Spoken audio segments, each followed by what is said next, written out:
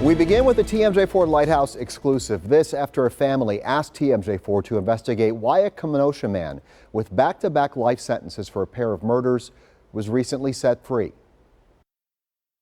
Did you ever imagine a day that he would be released from prison on parole? No. My father and my uncle looked at me and looked me in the eye and says, honey, you don't have to worry about them. They're never getting out. That's Danielle Eckernes. Her older brother John was one of two men killed in the 1980s by Spriggy Hensley. Danielle wants to know why the Department of Corrections never told her Hensley was released. In a surprising twist, Hensley himself talked to TMJ4 Lighthouse's Ben Jordan.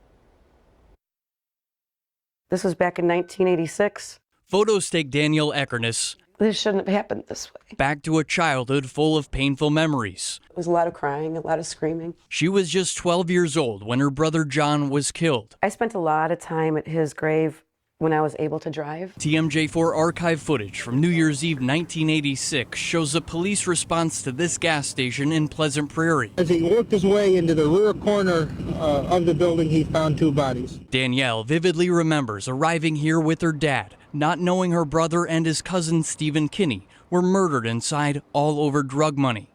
After they beat him and thought he was dead, he was still breathing, and they poured gas and they lit him on fire and they locked the doors behind him. Then 21-year-old Spriggy Hensley was arrested alongside his accomplice.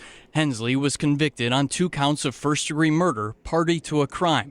He was sent to prison on 2 life sentences plus 10 years, all to be served consecutively. And my dad told me, honey, you never have to worry. This man's not going to get out in your lifetime. Danielle says she and her 2 cousins sitting next to her were shocked last month when they learned that Hensley was free. Do you think anyone who's sentenced to back-to-back life sentences should have the possibility of parole one day? No. No. Especially for a double homicide. Danielle, now furious the state's Parole Review Commission didn't alert her of their decision. Notify me. Tell the family. Let us know something changed. Danielle later learned she wasn't listed as a registered victim. She says only an estranged family member was.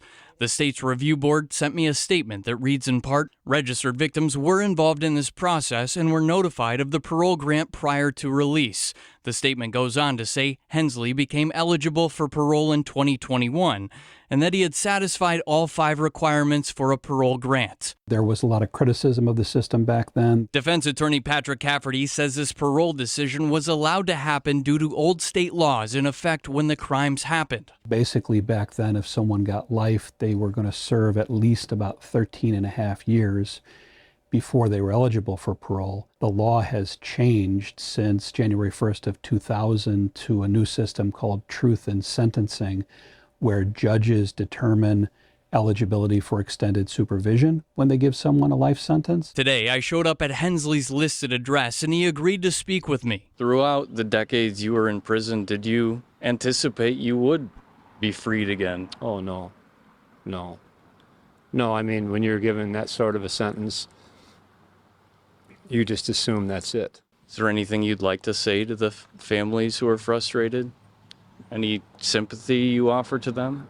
Well, absolutely. I mean, for almost 40 years, I've walked around wishing there was something I could do or say, but I don't know what you can say that would do anything but aggravate. Back at Danielle's, what would you say to the state's Parole Review Board about their decision? You were wrong.